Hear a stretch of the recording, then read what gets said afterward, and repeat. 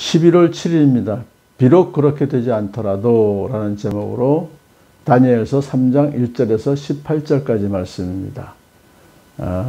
바벨론 제국의 그 느부갓네살 왕이 초기에 그 예루살렘 성을 공격해서 그래서 세 소년을 데려갔죠. 그때가 605년입니다. 주전.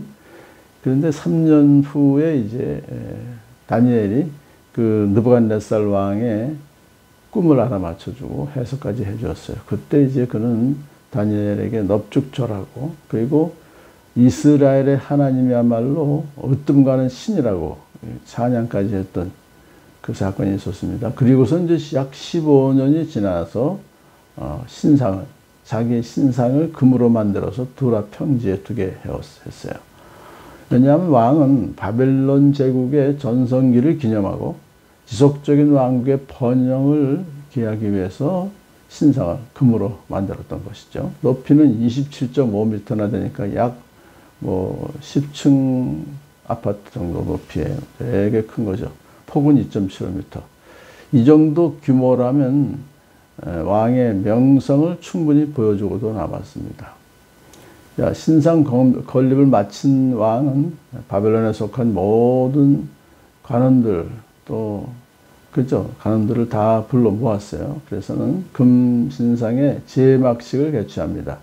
왕은 각종 악기로 연주하는 음악에 맞춰서 참석자들 모두가 신상 앞에 절하도록 명령합니다. 그리고 누구든지 엎드려서 절하지 않으면 그 즉시 불타는 화덕 속에 던져 넣을 것이다 라고 선포하죠. 왜냐하면 그 신상 앞에 절하지 않는 것은 결국 국가에 대한 반역 행위로 간주하기 때문에 그렇습니다. 자, 그래서 바벨론의 민족과 언어가 다른 모든 백성들이 금신상 앞에 엎드려 절했습니다. 왕은 여러 민족의 다양한 신들을 인정했어요. 그런데 자기가 만든 신상에게 경배하라고 명령한 것은 다만 바벨론에 정복당한 민족들까지도 바벨론의 신을 인정하라고 요구했을 뿐입니다. 그러니까 피정복 민족들이 자기 민족의 신을 믿는 것은 섬기는 것은 허용했습니다만은 바벨론의 신들에게도 복종해야 된다. 다신교죠, 그러니까. 그래서 그것을 복종하라고 하는 것이 너무 굉장히 큰 부담은 아니다. 이렇게 생각을 했던 것이죠. 자, 그때에 어떤 점성가들이 유다 사람들을 고발했습니다. 임금님이 지방행정관으로 임명하신 그 유다 사람 사드락과 메삭과 아벳느고가 임금님께 경의를 표하지도 않으며 임금님의 신들을 섬기지도 않고 임금님이 세우신 그 신상에게 절을 하지도 않습니다. 고발하는 거죠. 그러니까 이제 다니엘의 세 친구들을 고발한 그 점성가들은 평소에 그 젊은이들을 유다 젊은이들이 관직까지 된 것을 미워했던 것이죠. 그리고 이제 제거하기 위해서 고발해 버린 거예요. 자, 이것을 보면서 이 세상에서 우리가 하나님의 백성답게 살려면 미움받을 각오를 해야겠구나 하는 생각을 해요. 세상은 하나님 말씀을 따른다며 세상의 가치관을 따르지 않는 우리 크리스찬들을 미워하기 마련입니다. 세 친구가 결국 미움받아서 이제 고발을 당하게 됐습니다. 자, 왜 그렇게 그들이 그런 행동을 취했을까요? 유대인들로서는 느부갓네살이 만든 그 신상을 경배한다고 하는 것은 곧 여호와 하나님을 믿는 신앙을 포기하는 거예요. 그 세 친구들은 신명기 6장 4절 이하에 있는 쉐마를 암송할 뿐만 아니라 그 말씀을 삶의 지표로 삼았었습니다.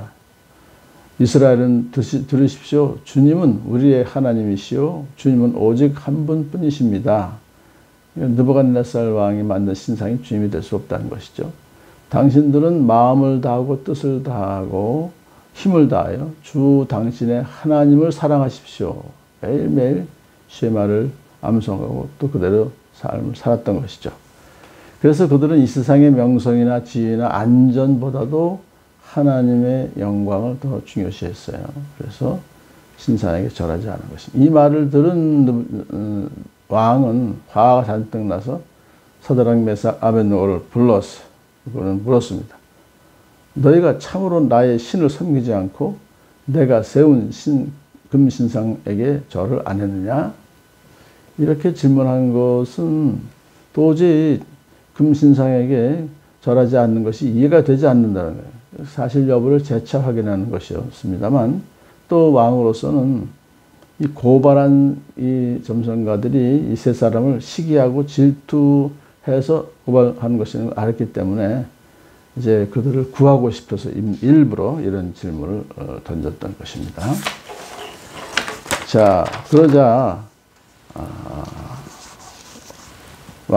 그들은 대답을 안 했어요. 그래서 왕이 그들을 이번엔 회유합니다. 지금이라도 너희가 갖가지 음악 소리가 날 때에 내가 만든 신상에게 엎드려 절을 할 마음이 되어 있으면 괜찮다. 내가 다시 한번 너에게 기회를 주겠다 이거죠. 그렇게 해봐라. 살려주려고 그런 것입니다. 그러나 동시에 또 이렇게 협박을 합니다. 그러나 절을 하지 않으면 즉시 불타는 용광로 속에 던져 넣을 것이다. 이 미법을 선포했으니까 당연한 거죠. 근데 더 나아가서 하나님을 이렇게 조롱합니다. 어느 신이 너희를 내 손에서 구해낼 수 있겠느냐. 이런 교만이 있었기 때문에 그가 그 신상을 만들었던 것이죠.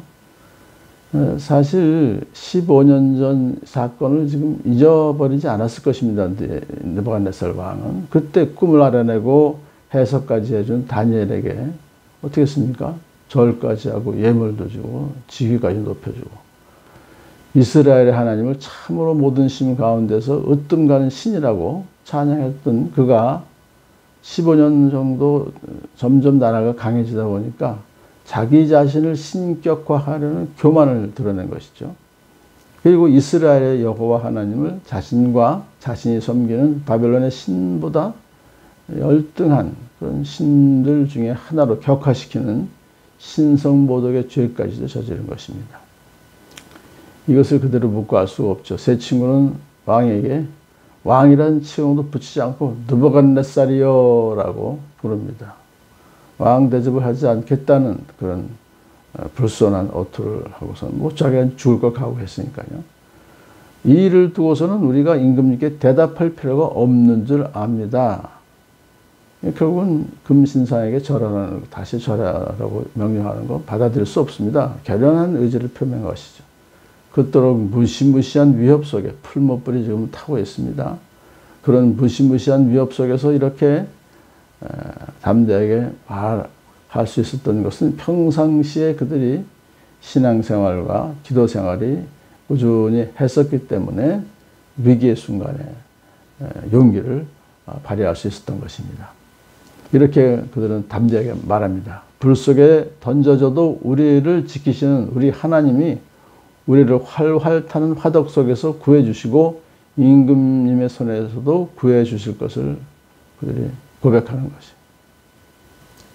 그리고서는 이렇게 말합니다. 비록 그렇게 되지 않더라도 우리는 임금님의 신들을 섬기지도 않고 금신상에게 절하지도 않을 것입니다. 자기들의 굳센 의지를 결연히 표현함으로써 왕의 심기를 더 돋우었죠. 그들이 이렇게 담대하게 자기의 신앙을 고백할 수 있었던 것을 이 시대에 또한 우리들도 본받아야 될 것을 다시 한번 생각해 봅니다.